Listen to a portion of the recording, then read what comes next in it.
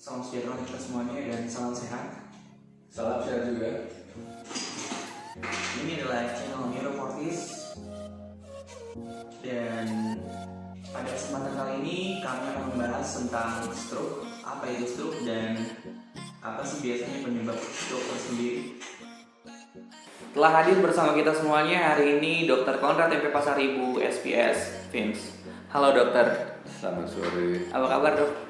Kabar saya baik. Bagaimana dok dengan kondisi COVID sekarang ini? Covid ini di Bandung ya membaik, tapi pasti selalu ada ledakan-ledakan. Mudah-mudahan ledakan-ledakan itu atau yang disebut dengan klaster-klaster baru itu tidak hebat ya, semoga. Jadi tetap kita harus menjaga social distancing, menjaga diri dengan memakai masker, ya, pakai goggle atau pakai face shield kalau kita keluar rumah. Ya dok, semoga kita semua dalam keadaan sehat selalu ya dan terhindar dari COVID. Ya. Dan di kesempatan kali ini kita akan membahas tentang stroke. Jadi stroke itu apa sih dok? Ya, kalau kita bicara stroke itu secara definisi itu adalah gangguan peredaran darah otak. Ya, gangguan peredaran darah otak ya, disebabkan karena adanya pecah atau sumbatan di pembuluh darahnya itu, yang prosesnya itu lebih dari 24 jam yang dapat menyebabkan kematian. Nah, dia sumbat atau pecahnya itu terjadi spontan, jadi pasti ada penyebab atau yang kita sebut dengan faktor risikonya. Berarti stroke itu berbahaya dok ya? Ya, kalau kita bicara stroke, ya, stroke itu ya berbahaya ya. Jadi ini kita sebut kegawat daruratan ya. Kalau kita bicara insiden, stroke itu sekarang menempati penyakit terbanyak ketiga di Indonesia dan juga di dunia.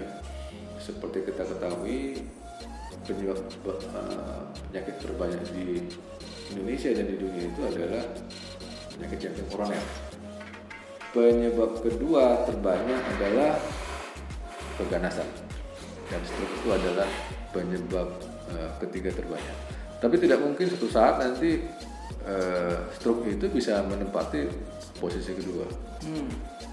Menarik, berarti stroke itu merupakan kegawat daruratan dan kalau kita misalnya tidak cepat ditangani itu bisa berakhir dengan kematian atau cacat dok ya, yang saya sering lihat. Betul.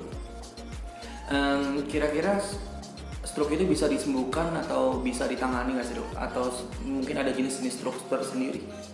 Stroke itu ya, nah, kalau kita bicara stroke ya, hampir 80% stroke itu tipenya sumbatan. Jadi kalau kita stroke itu kita akan bicara tentang tipe sumbatan.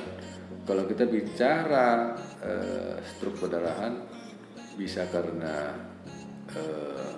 darah tinggi penyebabnya, atau ada gangguan pembuluh darah otak, misalnya aneurisma atau AVM. Kembali lagi kita, apakah stroke itu bisa diobatin? Bisa diobatin. Jadi kalau kita bicara pengobatan stroke fase akut, ya, ada yang namanya golden period. Ya. Golden period itu atau window period adalah suatu masa di mana waktu itu dapat dipakai untuk mengobati stroke, dan itu adalah waktu emasnya.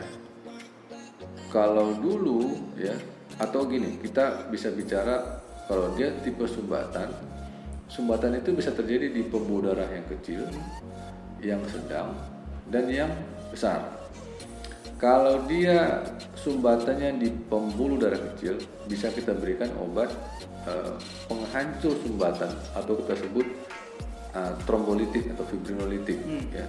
Tapi kalau dia sumbatnya di pembuluh darah ukuran besar, ya, terutama besar, ya, kita bisa melakukan teknik dengan mechanical thrombectomy. Jadi sumbatan itu ditembus dan ditarik, ya, memakai stent retriever.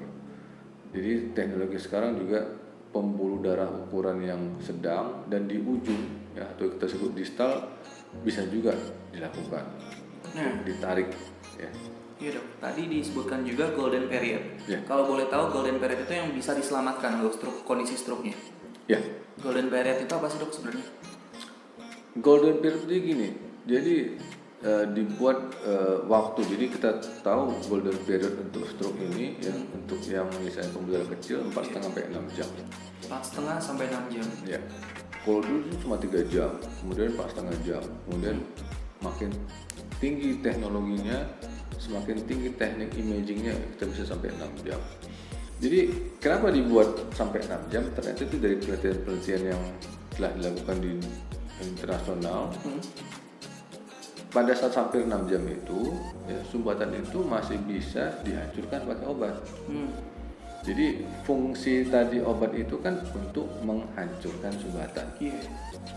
Jadi kalau umur sumbatan itu semakin lama, ya, ternyata dia semakin keras.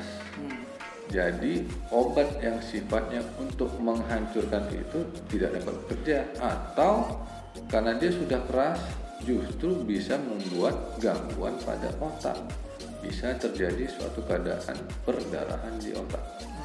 Jadi kalau kita melakukan trombolitik itu pada window period itu kan sudah dilakukan dari penelitian bahwa pada masa itu kalau kita lakukan tindakan itu sifatnya akan menghancurkan sumbatannya, tapi pembuluh otaknya tidak rusak. Gitu. Berarti masih bisa diselamatkan untuk kondisi otak tersebut, Ya, dok, ya, yang tersumbat tadi. ya. Jadi kalau kita bicara stroke sumbatan, pada saat terjadi sumbatan ada juga bengkak. Ya, bengkak pada otaknya, efek dari kurangnya aliran darah, ya, bengkak pada otaknya. Jadi nanti kalau tidak dilakukan penghancuran sumbatan, ya, area yang rusak itu semakin luas dan bengkaknya juga semakin luas. Kira-kira tanda gejala stroke itu apa aja saja? Nah, itu penting sekali pertanyaannya. Dan ini sering sekali orang lupakan. Stroke itu kita punya gejala-gejala yang paling sering ya, paling umum. Paling umum itu apa? Paling umum adalah tiba-tiba. Jadi kata-kata saya selalu bicara itu kalau ada kejadian mendadak dan serempak, terjadi ada wajah mencong, bicara jadi cadel, dan lemah atau lumpuh pada satu sisi anggota gerak, ya. Kalau itu terjadi barengan, serempak dan mendadak, kita harus pikirkan itu stroke, ya. Apalagi kalau seseorang itu punya faktor risiko tadi yang saya sebut, ya. Jadi kita punya semboyan aksi, ya. Aksi itu asimetris pada wajah, hanya K-nya itu kelemahan pada anggota gerak, S-nya itu sulit bicara, ya, dan I-nya itu inisiatif atau awareness untuk membawa pasien itu ke rumah sakit. Jadi ini kita pakai semboyan ini, ya, gerakan ini supaya cepat membawa pasien itu ke rumah sakit untuk mendapatkan pertolongan.